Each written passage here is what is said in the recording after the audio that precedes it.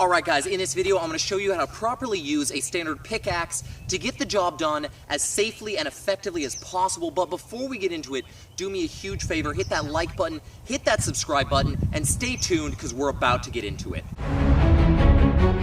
Properly swinging a pickaxe, a sledgehammer, or a wood axe is incredibly important to safely and effectively completing your job. So what does it look like to properly swing this particular tool? Well, it's fairly simple. So you're going to start out with your feet shoulder width apart with one foot slightly in front of the other. Then you're going to take your less dominant hand, you're going to put it on the base of the tool. Next, you're going to put your dominant hand right up near the head of the tool. Now, you're in the ready stance. You're going to hold it at waist level. You're ready to swing. So what does an actual swing look like? Well, an actual swing generates up the body, out the shoulders, executes through the head of the tool. What does that look like? Well, I'm going to do this very slowly to try to show you guys. So what it looks like, swinging your shoulders around, bringing your tool up, sliding your dominant hand down to the base of the tool, the whole time keeping your eye on your target, bringing the tool down with all the generated force of your shoulders and your upper body behind the tool, guiding it into the targeted location. So what does that look like on a fast note? Well,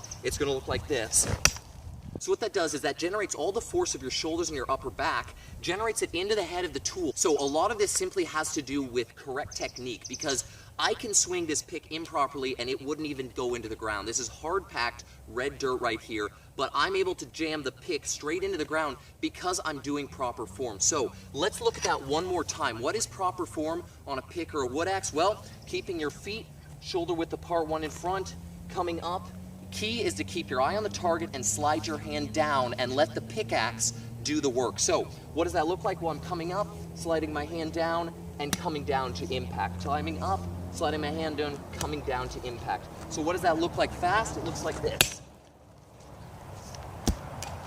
So you can see I'm getting enough force generated through the head of the pick to jam it straight into the ground and come up again, pulling large chunks of dirt out with me. Improper use of this pickaxe is going to be this.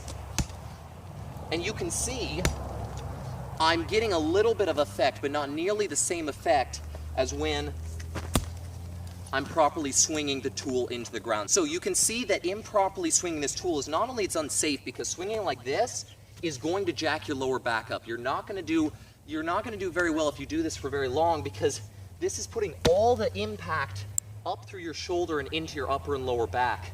You're going to get hurt, and you're not going to be effective, and you're not going to get the job doing it this way. That's the simple, hard truth of the fact. All right, guys, so that is the key and the most important part to using this tool and many other tools effectively, is simply swinging it effectively, because that's going to be safer and more effective. So once you have the hang of actually swinging this tool, I would recommend practicing it in an open area where you're not afraid of hitting anything, where there's nobody around, honestly, to make fun of you, probably because you're doing it wrong. But you'll get the hang of it, and you'll feel it. You can feel the generated force when you're swinging it correctly, and you can feel the impact of in your back when you're swinging it incorrectly. That's very important. So once you have the swing down, that's pretty much it. So for example, if I wanted to dig a trench here, what I'm going to do, and then I'm going to start with the pick.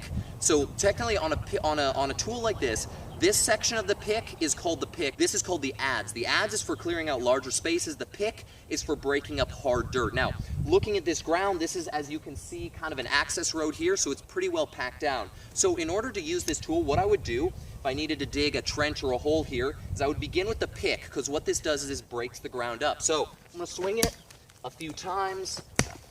What this is going to do is get the dirt nice and broken up. It doesn't pull anything out of the hole, it just gets it broken up. Then, if I needed to clear a larger spot, I'm going to use the adze, and I'm going to cut larger swaths. You can see this pulls some of the dirt out.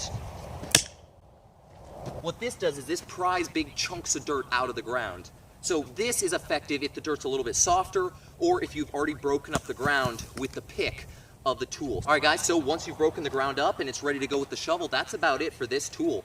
This is really a very simple tool. The key is in swinging it correctly and using it in the correct way, using the pick to break the ground up and using the adze to pry the big chunks of dirt out, then coming in with your shovel or your trencher and finishing the job. So guys, that's about it to using this particular tool here. Really very simple. Using it correctly is key to effective use. But other than that, once you got the swing down and you know when to use the pick and when to use the adze, you're good to go. So hey, hopefully you found this video helpful. Hopefully you found this informative. I love making these videos for you guys, but hey, it really helps when you hit that that like button and you hit that subscribe button. That really helps me out. So hopefully you guys found this helpful. I'll see you in the next video.